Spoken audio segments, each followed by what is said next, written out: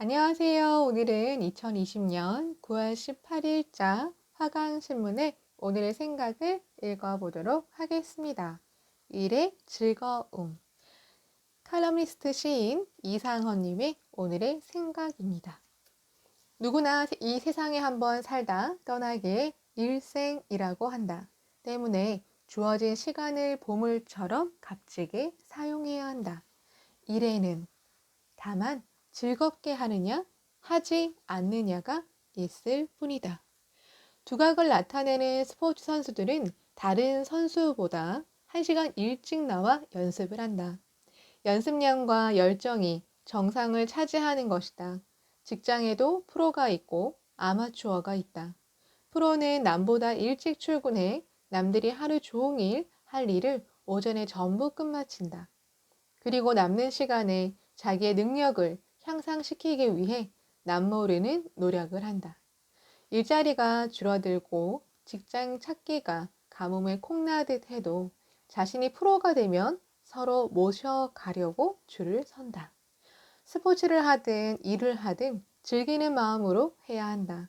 자신이 하는 것이 즐거우면 행복한 인생이 되고 의무적이면 지옥과 같은 인생이 된다.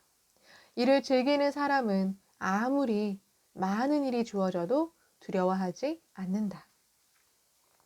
가수들은 노래 한 곡을 취입하기 위해 500회 이상 반복하여 연습을 한다고 한다. 힘들고 괴로워도 노래를 부르는 것이 좋고 즐거운 사람은 그 고비를 잘 넘기고 완벽한 노래, 감동적인 노래를 열창하게 된다. 현대는 불확실성 시대다. 어제까지 멀쩡히 일하던 회사에서 하루아침에 밀려나는 경우가 있다. 끝까지 살아남으려면 회사에 꼭 필요한 사람이 되어야 한다. 그것이 바로 그 사람의 성공을 의미하는 것이다. 광주의 한 중소기업에는 오케스트라가 있다. 40명으로 구성된 단원들은 모두가 현장 직원인데 각자 악기 연주의 달인으로 회사의 중요한 행사를 빛내기 위해 오케스트라의 단원이 되었다.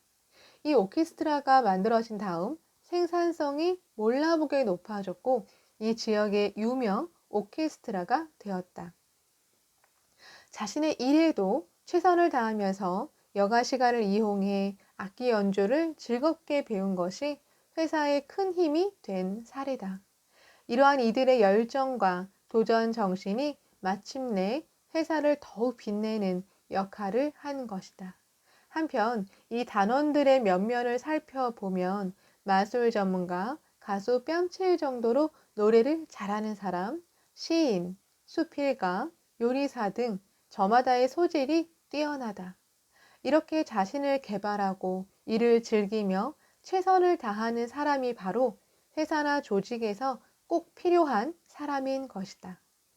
회사 근처에는 보통 술집이 많다. 퇴근 후 우르르 몰려가 술로 스트레스를 푸는 곳이다. 그러나 이를 즐기는 사람은 부지런히 귀가하거나 학원 등으로 달려가 자신의 개발에 힘쓴다. 이렇게 노력하며 일을 즐기는 사람은 일의 능력이 일취월장하지만 월급날만 기다리는 사람은 스트레스만 쌓인다. 직장에서 앞서는 사람은 승진도 빠르고 모두가 부러워하는 자리로 가지만 자리만 지키려는 사람은 언제 어떻게 될지 아무도 모른다. 앉아있는 자리를 통해 회사를 키워보라. 그것이 능력이다. 일은 쥐꼬리만큼 하고 봉급은 두둑하게 받으려는 사람은 언제 어떻게 될지 아무도 모른다. 일을 즐기고 일을 통해 자신의 능력을 보여주는 사람만이 회사에서 신뢰를 얻는다. 스마트폰으로 재미있는 게임을 할 수 있는데 여기에 중독되면 누가 질문을 해도 게임을 하며 대답한다. 그러다가 회사에서 밀려난 사람이 한둘이 아니다. 누구나 이 세상에 한 번 살다 떠나가기에 일생이라고 한다. 때문에 주어진 시간을 보물처럼 값지게 사용해야 한다. 일이란 목숨을 걸고 해야 하는 것이기에 쉽지만은 않을 것이다. 직장에서는 매달 월급을 주는 것도 힘든 일을 한 것에 대한 보상이다. 주어진 일이 없으면 찾아서 하고, 찾아도 없으면 만들어서라도 해야 한다. 일에는 좋고 나쁨이 없다. 다만 즐겁게 하느냐, 하지 않느냐가 있을 뿐이다. 직장은 일을 하는 곳이다. 그러나 사람마다 실적이 다르다. 그 이유는 역량이 다르기 때문이다. 역량이 뛰어나고 실적이 앞서면 남보다 앞서게 된다. 입사 동기 중에 임원이 되고 사장이 되는 사람은 단순히 운이 좋아서가 아니다.